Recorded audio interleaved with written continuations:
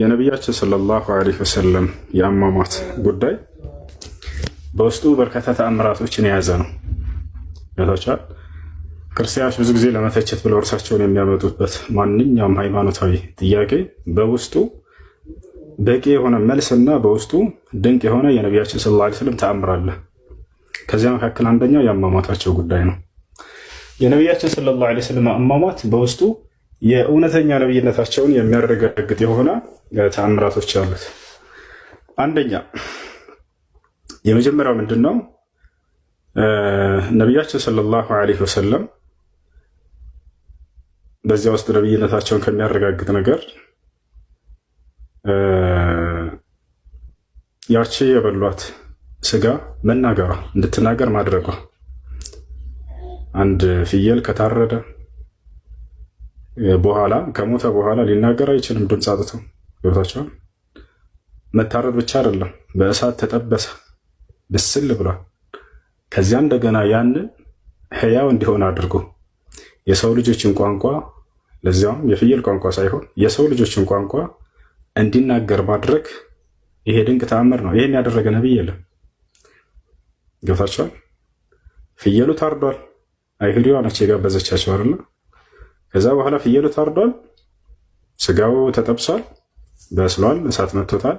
ከዚያ በኋላ ግን ላ ተእኩልኒ ያ ረሱላላህ ፈኢነኒ መስሙመቱ፣ አትብላኝ አንተ የአላህ መልእክተኛ እኔ ተመርዣለሁኝና ብላ ስጋዋ ተናገረች። አንደኛ እንዳውም አንዳንድ ዑለሞች ይህን ይዘው ነቢ ሰለላሁ ዐለይሂ ወሰለም ሙታንን ህያው አድርገዋል የሚል ተአምር ከዚህ ማግኘት እንችላለን ብለዋል። ይወታቸዋል። ወዲያው ይሄን ነቢያችን ሰለላሁ ዐለይሂ ወሰለም አይሁዲዋን ጠየቋት፣ አስጠሯትና ሀልሰመምቲ አሏት። መረዘሻዋለን ሲሏት ጊዜ ነዓም አለች። አዎ መረዣዋለሁ ብላ አረጋገጠች። ያቺ እየተመገቧት ያለች ስጋዋ ነች የተናገረችው። አንደኛ እሱ ነው። እሱንም ነበር እንትኖች አይሁዲዎች ያስቀመጡት። ምን ነበር? አንተ እውነተኛ ነብይ ከሆንክ አሁን አምላክ ይጠብቃል፣ ሊገድልህ አይችልም። ገብታችኋል አይደል? ነገር ግን በእኛ ላይ የበላይነትን መጎናጸፍ የምትፈልግ ከሆንክ አላህ እንዲገድልህ ፈልገን ነው ብለው ነው ያስቀመጡት። ሌላው በዚህ በስጋ ነው የሞተው ብለው ለሚያነሱ ሰዎች የሞቱት ብለው ለሚያነሱ ሰዎች እንዳልሆነ እንደማይሆንም ነቢያችን ሰለላሁ ዐለይሂ ወሰለም እዛው ሐዲስ ላይ እዛው ለሴትዮዋ ነግረዋታል። ለምንድን ነው ብለው በጠየቋት ጊዜ በረሽው ሲሏት አንተን እንድንገልህ ብላ ጠየቀች፣ ተናገረች። ወዲያው ነቢ ሰለላሁ ዐለይሂ ወሰለም በዚያ ሊሞቱ እንደማይችሉ አረጋግጠውላታል። ምን አሉ? ለን ዩሰልጠኪ ላሁ ዐለይ አሏት። ሐዲሱ ላይ እዛው ላይ አለ፣ አላህ በእኔ ላይ አንቺን ስልጣን አይሰጥሽም። ያ ማለት በአንቺ ተንኮልና ሴራ አይገለኝም፣ አልሞትም ብለው አረጋግጠውታል። ኸላስ በዚህ አልሞቱም። እዛቸዋል። ሁለተኛ ይሄ ነው አላህም በቁርአን ላይ እንደተናገረው ያ አዩሃ ረሱል በልግ ማ ኡንዚለ ኢለይከ ሚን ረቢክ ወኢን ለም ተፍዐል ፈማ በለግተ ሪሳለተህ ወላሁ ያዕሲሙከ ሚነናስ ብሏቸዋል። እኔ አላህ ከሰዎች እጠብቅሃለሁ ብሏቸዋል። ያ ማለት መልእክቱን በሚያደርሱበት ጊዜ ማንኛውም ሰው እርሳቸው ላይ ጥቃት ሊያደርስ እንደማይችል አላህ ሱብሓነሁ ወተዓላ ቃል ገብቶላቸዋል። እዛቸዋል። መልእክቱ እስከሚያልቅ ድረስ ደግሞ በሰው ተንኮልና ሴራ ነብዩ ሰለላሁ ዐለይሂ ወሰለም አልሞቱ። ይሄ ነው። ሌላው ነገር ነቢያችን ሰለላሁ ዐለይሂ ወሰለም ያንን መርዝ በልተው መርዙ በእርሳቸው ላይ እንዳይሰራ መሆኑ ሌላው ድንቅ ተአምር ነው። ምክንያቱም እዚያ የበሉ ሰዎች አብረው እየሞቱ ሐዲሱ ላይ ተገልጿል። ቢሽር ሙታን በላ አብሯቸው ሰውየው ተወቀፈ አላቸው ነብዩ ሰለላሁ ዐለይሂ ወሰለም አትብሉ ይህን ስጋ ፈኢነሃ አኽበረትኒ አነሃ መስሙማ፣ ስጋዋ ነግራኛለችና እንደተመረዘች አትብሉ ብለው ተናገሩ። ወዲያው የበሉት ሰዎች ሞቱ። እርሳቸው ለምን አልሞቱ? ይህን ራሳቸው ለምን አጠይቁም? ክርስቲያኖች መርዝ በልቶ እዛ ሰውየው እየሞተ በእርሳቸው ላይ ግን ሰውነታቸው ውስጥ ገብቶ እንዳይሰራ መደረጉ ያ መርዝ፣ ይሄ ራሱ አንድ ድንቅ ተአምር ነው። ገብታችኋል? ሌላው የቁርአኑ መልእክት ሌላ ነው። እሱም ምንድን ነው? ወለው ተቀወለ ዐለይና በዕድ አልአቃዊል ለአኸዝና ሚንሁ ብልወቲን ነው የሚለው ثم لقطعنا። እነዚህ ላሞቹ የሚያመላክቱት ወዲያው የሚፈጸም ድርጊት መሆኑን ነው። በእኔ ላይ ያላልኩትን ብሎ በነበር ሙሐመድ ወዲያው ነው መልእክቱ። ገብታችኋል አይደል? ወዲያው ይሄ ነገር ሆኗል ወይ ሙተዋል ወይ? ለአልሞቱም ነብዩ ሰለላሁ ዐለይሂ ወሰለም ወዲያው መሆኑን የሚያመላክቱ ቃላቶች ናቸው የተቀመጡት። ገብታችኋል? ይሄ ነው። ሌላኛው ቁርአኑ ላይ ያለው አልወቲን የሚል የጅማት ክፍል ነው አይነት ነው። ሐዲሱ ላይ ያለው ደግሞ አዝሃር ነው የሚለው ስሙ ራሱ አይገናኝም። ወቲን ሌላ ነው፣ አብሃር ሌላ ነው። ሁለቱ የተለያዩ የደም ስሮች ናቸው። ሌላው ነቢያችን ሰለላሁ ዐለይሂ ወሰለም መጨረሻ ህይወታቸው ላይ ስሜትን ነው የገለጹት። ህይወታቸው ይመስለኛል አይነት ስሜትን ነው። ራሴ የተቀጠቀጠ ይመስለኛል ብል እኔ ራሴ ተቀጥቅጧል ማለት አይደለም። እንደዛ ነው እየተረዳችሁ ያላችሁት። እንዳው አንጀቴ ነደደ ይላል አንድ ሰው እያቃጠለው ነው ማለት ነው። ላ አይደለም። እንዳው አንጀቴ ተበጠሰ ሊል ይችላል ሰውየው። ኦኬ ተበጥሷል ማለት ነው አይደለም። እንዲህ የሆነ ይመስለኛል ብለው ነብዩ ሰለላሁ ዐለይሂ ወሰለም መምሰልን ነው ስሜትን ነው የገለጹት። ሌላኛው ነቢያችን ሰለላሁ ዐለይሂ ወሰለም የሞታቸው ጊዜ በምርጫ ተሰጥቷቸዋል። ሐዲስ ላይ ቃል በቃል ኢነላህ ኸየረ ዐብደን በይነ አልበቃኢ ፊ ዱንያ ወበይነ ማ ዐንደላህ ፈኽታረ ማ ዐንደላህ አሉ። አላህ አስመረጠኝ አሉ ቃል በቃል እዚህ ዓለም ለዘላለም እስከ ሞት ፍጻሜ ድረስ በመቆየትንና ወደሱ መሸጋገርን ከእርሱ ዘንድ ያለን አስመረጠኝ አሉ። ፈኽታረ ማ ዐንደላህ ብለው ወደ ምርጫቸውን አስቀምጡ። እኔም እዚህ ምድር ላይ ላለመቆየት ወስኛለሁ። በቃ በራሳቸው ፍቃድ እንደሞቱ ነው የሚያሳየው። አይ መቆየት ነው የምፈልገው ቢሉ ኖሮ ያ ይሰጣቸው ነበር። ስለዚህ ያ ምርዝ ከእርሳቸው ጋር የሚያያይዘው ነገር የለም። ያ ነው እና ነቢያችን ሰለላሁ ዐለይሂ ወሰለም ሞተዋል። የሞቱት ታዲያ በምን ምክንያት ነው? እንደዚያ ከሆነ ከተባለ ሐዲስ ላይ እንደተገለጸው የራስ ምታት ነው። ህማ ወራእሳህ ብለው ነቢ ሰለላሁ ዐለይሂ ወሰለም ገልጸዋል። ወይኔ ራሴ ብለው ተናገሩ። በዚያው ህመም ምክንያት ነው የሞቱት። በዚያው ቅጽበት ግን ያችን ቃል ነቢያችን ሰለላሁ ዐለይሂ ወሰለም መናገራቸው በዛ ነው የሞቱት ማለት አይደለም። እዚያ ስሜትን ነው የገለጹት። እንዳጠቃላይ ነቢያችን ሰለላሁ ዐለይሂ ወሰለም የራስ ምታት የመጨረሻ ህይወታቸው ላይ አሟቸው ነበረ። ከዚያ ውሃ ያፈሰሱላቸው ሁላ ነበረ። እናታችን አይሻ ላይ ሁላ ተኝተው ነበር። በልአነ ወራእሳህ እናታችን አይሻ ወራእሳ ስትል ጊዜ የአኢሸቱ በልአነ ወራእሳህ ብለው ተናግረዋል። እንደኛ ነው። የመጨረሻ ልናገር የፈልገው ነገር ምንድነው? እሱም እናታችን ማነው ፋጢማ ረዲየላሁ ዐንሃ የነብዩ ሰለላሁ ዐለይሂ ወሰለም ልጅ እርሷ መጣች ወደ ነብዩ ሰለላሁ ዐለይሂ ወሰለም ቤት። በመጣች ጊዜ አይሻ ቤት ነበር እየታመሙ ያሉት የመጨረሻ ህይወታቸው ላይ ነብዩ ሰለላሁ ዐለይሂ ወሰለም። ከዚያ በኋላ ነይ ያሏትና ካስጠጓት በኋላ የሆነ ሚስጥር ነገሯት። ከዚያ ለቀሰች። እንደገና ነይ ያሏትና ሁለተኛ ነገሯት። ከዚያ ሳቀች።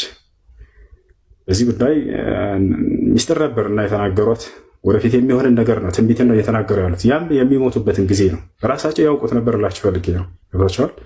ያንንም መርጠው ተሰጥቷቸው የመረጡት ነገር ነው እንጂ እናንተ እንደምታስቡት የሆነ እነሱ አይሁዶች መርዝ አድርገው በዛ ገድለዋቸው ምናምን አይደለም። እንደዛ አይደለም። ከዚያ በኋላ አይሻ ጠየቅኳት አለች። መጀመሪያ ጠርተው ሲነግሩሽ ጊዜ አለቀሽ። ከዚያ እንደገና መጥተው ሲነግሩሽ ሳቅሽ። ምን ነበር የነገሩሽ? ልትነግረኝ ትችያለሽ አለቻት። የመጀመሪያው ያለቀስኩበት ምክንያት ጠርተው ሲነግሩ ጊዜ አባቴ ነብዩ ሰለላሁ ዐለይሂ ወሰለም አለች በቃ አሁን ልሄድ ነው ልሞት ነው ብለው እየነገሩኝ ነው አለች። የምሞትበት ጊዜ ቀርቧል፣ ልሞት ነው ልጄ እንዳታስቢ አይነት ነገር ነገሯት። ያውቃሉ ራሳቸው። እንዳውም ይሄ የነብይነታቸው ማረጋገጫ ነው። የወደፊትን መናገርና በተናገረው መልኩ ያ ነገር መፈጸሙ ትንቢትን መናገር የነብይነት ማስረጃ ነው። እንዳለ አሟሟታቸው ሁሉ የነብይነታቸው ማረጋገጫ ነው። እንዳውም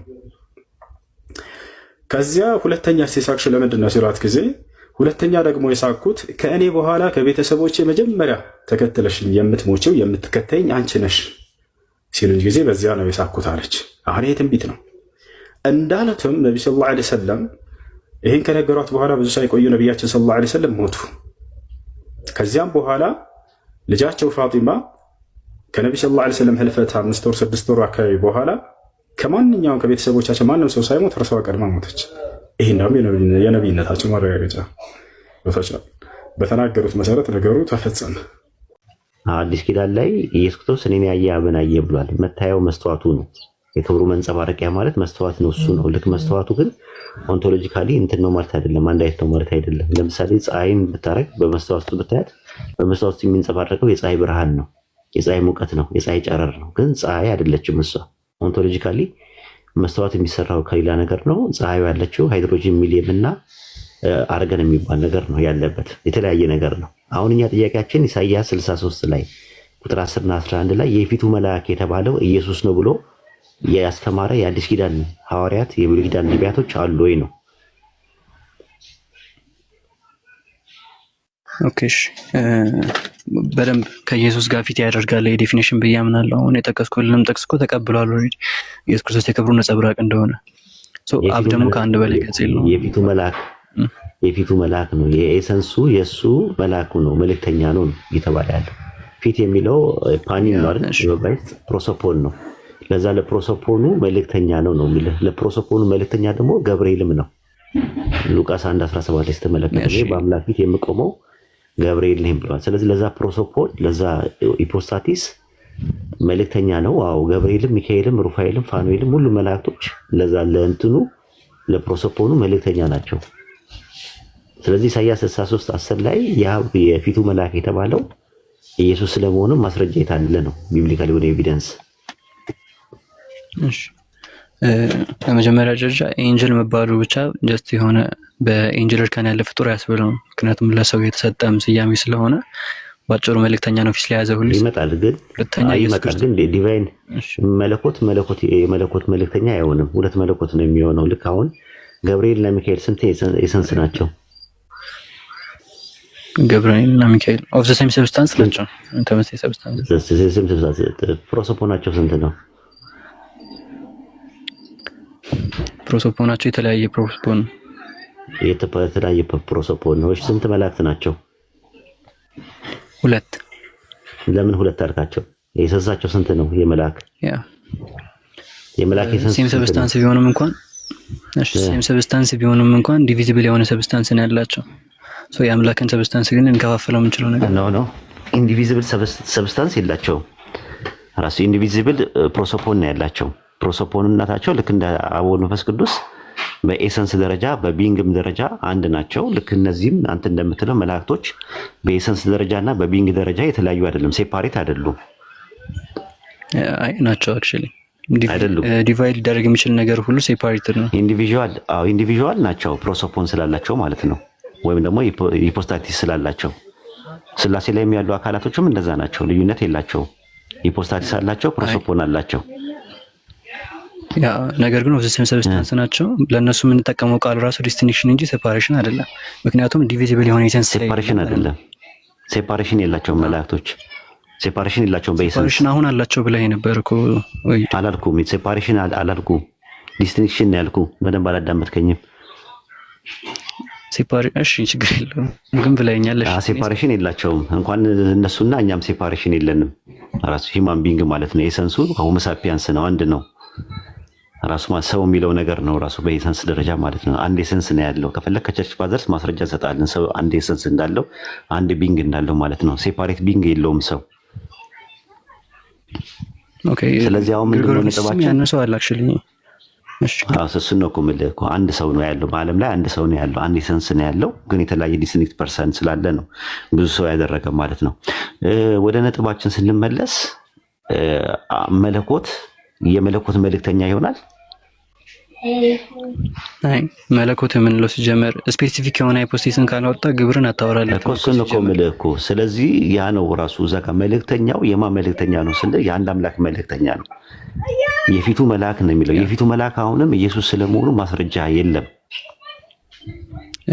ችግር የለውም እናወራበታለን። ግን አሁን መለኮት የመለኮት መልእክተኛ ይሆናሉ ለሚለው በፍጹም ሲጀምር ጥያቄው ልክ አይደለም። ስፔሲፊክ የሆነ ሃይፖቴሲስን ካላወጣ በስተቀር ግብርን አታወራለትም። ሃይፖቴሲሱን ሲያወጣው ደግሞ የፊቱ መልአክ ብሎ ጠርቶታል።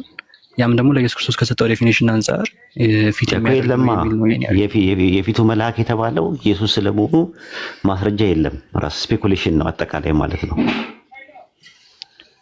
ኦኬ የፊቱ መልአክ የተባለው ኢየሱስ ክርስቶስ ለመሆኑ ነው ማስረጃ መስጠት የለም። የታልሙዲክ አሁን ለምሳሌ እኔ አሁን ኢንፎርሜሽን አለኝ ለምሳሌ ኤቪደንስ ባይኖረኝም ማለት ነው። አንተ ግን ኢንፎርሜሽንም ኤቪደንስም የለህም የፊቱ መልአክ ኢየሱስ ስለመሆኑ ማለት ነው። የሐዋርያት ተማሪዎች አሉ አይደል? አሉ አፖስቶሊክ ፋዘርስ። ከነሱ መካከል ኢሳይያስ 63:10 ላይ ለኢየሱስ ነው ብሎ ይጠቅማል። አክቹሊ ከመጀመሪያዎቹ ሜቢ ፈርስት እና ሴኮንድ ሴንቸሪ ከሆነ ይጠይቀኛለሁ እንዴ ቼክ አደርጋለሁ ግን ያለ አይመስለኝም። ስለዚህ እንደዛ አይመስለኝም። ራሱ ኖርማሊ ኢሳይያስ 63:10 ላይ ለስላሴ መሆን አይችልም። ራሱ አንደኛ ነገር መንፈስ ቅዱስ ተጠቅሷል። አዎ ቅዱስ መንፈሱ መልአኩ የሚለው ነገር የፊቱ መልአክ የሚለው ያኔ ከግብጽ ምድር ሲያወጣቸው የነበረው መልአክ ነው። እንደውም ሚካኤል ነው የሚል ነገር አለ በኦርቶዶክስ። ኦኬ መና ያው መልአክ ነው ብለህ ታምናለህ? ይሄ ሚካኤል ነው ብለው ይላሉ በኦርቶዶክስ አስተምሮት ውስጥ። ኦኬ ችግር የለውም ግን አሁን እዚህ ጋር የተጠቀሰው መልአክ ከግብጽ ምድር ያወጣቸው መልአክ ነው ብለህ ነበር። እሱን ታምናለህ? ይላል እኮ የፊቱ መልአክ ይላል። ኦኬ እሺ የፊቱ መልአክ አስመረሩት የሚለው አንድ ነው። ለምሳሌ ዕብራውያን መጽሐፍ ምዕራፍ 11 ላይ ሲናገር ከግብጽ ከፈርዖን መልካም ስብና ጠጅ ይልቅ ስለ ክርስቶስ መከራ መቀበል ወደደ እያለ ይናገራል።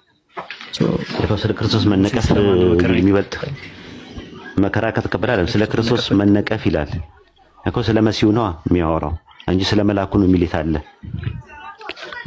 ችግር የለውም። እሺ ስለሌለ ነገር መልአኩ ተነቀፈ እንደ ግብጽ ላይ ስለነቀፈ ነበር።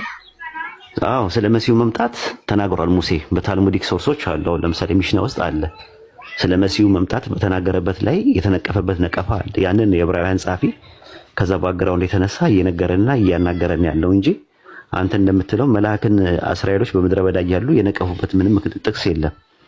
እስቲ የፊቱ መልአክ የሚባለውን ነቅፎት ነበረ ስለሱ መነቀፍን መረጠ ይላል። ለመልአኩ ብሎ እንደዛ ያደረገበት ነገር ካለ ማስረጃ ታመጣለህ? አክቹሊ እዛ ሳይሆን ፖይንት እዚህ ጋር ስለሱ መነቀፍ መረጠ ሲል ስለሌለ ነገር ነው መነቀፍን የመረጠው ወይስ ኤግዚስተንስ ስለነበረ ነው መነቀፍ የመረጠው? ስለመሲሁ ነው የሚለው ስለመሲሁ እንጂ ስለመልአኩ አይደለም። ስለመሲሁ ስለ ክርስቶስ ነው መነቀፍ መረጠ ይላል። ደግሞ እዛ ጋር ደግሞ መሲሁ የሚባለው ነገር አጨቃጫቂም ነገር አለው። ስለ ክርስቶስ የሚለው ነገር ስለተቀባው ነው የሚለው።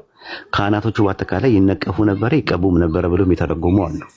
ለምሳሌ ብሉይ ኪዳን ላይ የነበሩ ካህናት ክርስቶስ ይባላሉ። ታውቃለህ?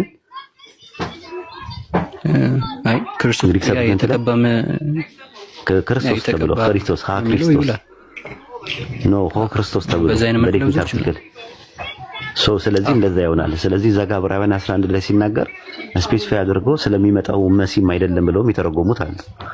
ዕብራውያን ጸሐፊ የነገረን ከዕብራውያን ባክግራውንድ የተነሳ ስለሆነ ነው። ከዛ አንፃር ነውና እሺ ኤቢ አይ በጣም ስለተመቸኝ እኮ ነው። አወራረ በጣም ደስ ይላልና ሌላ አለ? እሺ ከዚህ ውጪ አይ ጊዜ ከመፈጃ አይበቃኝም ብለህ ኢብሮ ምናልባት ግን ስለምን ጥያቄ ቢጠይቅ ጥያቄ ካለው ብጠይቅ አሪፍ ነው። ኦኬ እሺ በእርግጥ ብዙ መቆየት አልችልም፣ ግን ባጭሩ ማወቅ የምፈልገው ነገር እስልምና በመሐመድ ዘመን በተሰበከው ልክ የተወሰኑ መመሳሰሎችን እያወጣን ብቻ ሳይሆን ነብዩ መሐመድ ያስተዋወቁትን አምላክ ከእሳቸው በፊት ማግኘት እንችላለን። ከ6ኛው ክፍለ ዘመን በፊት እንችላለን። እምልህ አንድ አምላክን አስመልክቶ ለምሳሌ ኢብራሂም አብርሃምን ብታየው አብርሃም ሲያመልከው የነበረው አንድ አምላክ በብቸኝነት ነው። ያው ሙሉ በሙሉ እሱን ባይብል ላይ እናገኛለን ማለት ይቸግራል። ለምንድን ነው የሚቸግረው ካልን መጽሐፉ የተበረዘ ስለሆነ ማለት ነው። የተበረዘ ስለመሆኑ አንተም ታምንበታለህ ብዬ አስባለሁ። ኤቢ አይደለም?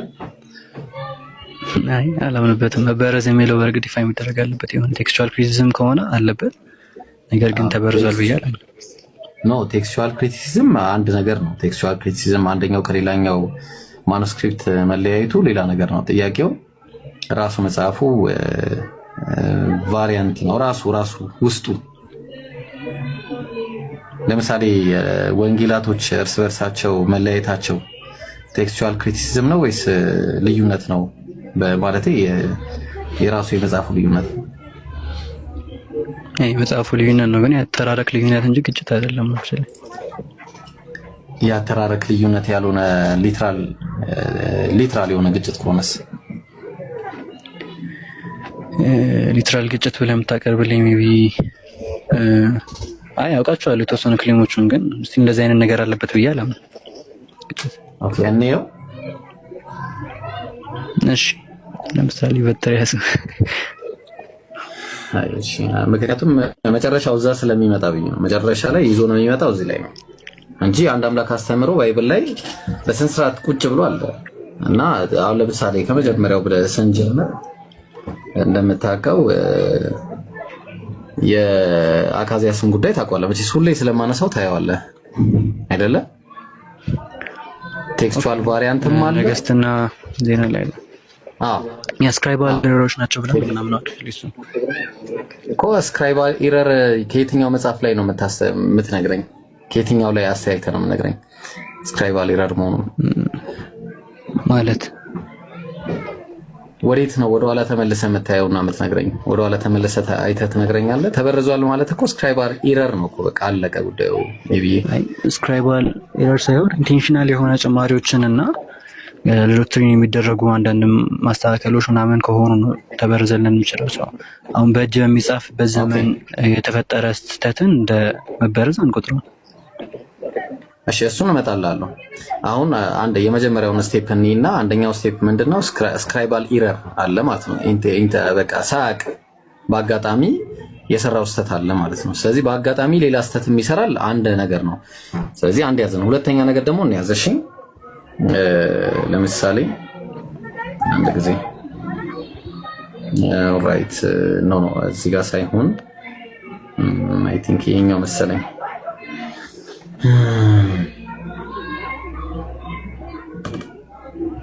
እስቲ ለምሳሌ ይሄ ምን እንደሆነ ተነግረኛለህ። እስቲ አንተ ዮሐንስ ወንጌል ላይ አንድ የተጠቀሰ ጥቅስ አለና ማን ነው? ዮሐንስ ወንጌል ሳይሆን ይታለው ወደኋላ ጀስት ከዚህ በኋላ ነው ግን አንድ ጥያቄ ይኖረኛል እዚሁ ላይ ይሁን ትጠይቀኛለህ። እሺ ትጠይቀኛለህ። እዚህ ጋር ምናልባት ታስታውስ እንደሆነ አይ ዶንት ኖ ያንተን እይታ አላየሁትም እስካሁን። እስቲ አንተ ትነግረኛለህ ምን እንደሆነ። ማርቆስ ወንጌል ምዕራፍ 10 ቁጥር 17 ላይ እሱም በመንገድ ሲወጣ አንድ ሰው ወደ እርሱ ሮጦ ተንበረከከና ቸር መምህር ሆይ አለው አይደለ? ቸር የተባለው ማን ነው እዚህ ጋር? ኢየሱስ። ማን ነው ቸር የተባለው? በጣም ጥሩ። የዘላለም ሕይወት ወርስ ዘንድ ምን ላድርግ ነው ያለው አይደለ? ኦኬ ድምጻችን ተራርቋል። ኦኬ እሺ ኢየሱስ ስለምን ቸር ትለኛለህ ብሎ ተቃውሟል አይደለ? በጣም ጥሩ። ከዛ ከአንዱ ከእግዚአብሔር በቀር ቸር ማንም የለም ብሎ የእግዚአብሔርን ቸርነት ለሱ ብቻ ሰጥቷል አይደለ? በማርቆስ ጻፊ መሰረት። በጣም ጥሩ። አክቹአሊ እዚህ ጋር እሺ ቀጥል። መልስበታል። ችግር የለውም። ቀጥልና ምትሪ እንደፈለክልስ። ያ ኢየሱስን ቸር መምህር ብሎታል። አንድ ነገር ነው። አምላክ ብቻ ቸር መሆኑ ተነግሯል። አንድ ነገር ነው። ቸር መምህርነቱን ተቃውሟል ኢየሱስ። ስለዚህ ሁለተኛ ዘገባ ደግሞ በዚሁ በተመሳሳይ ዘገባ የማቴዎስ ወንጌል 19:16 ላይ እነሆም አንድ ሰው ወደሱ ቀርቦ መምህር ሆይ ተብሏል። ቸር የሚለው ያው በእንግሊዝኛ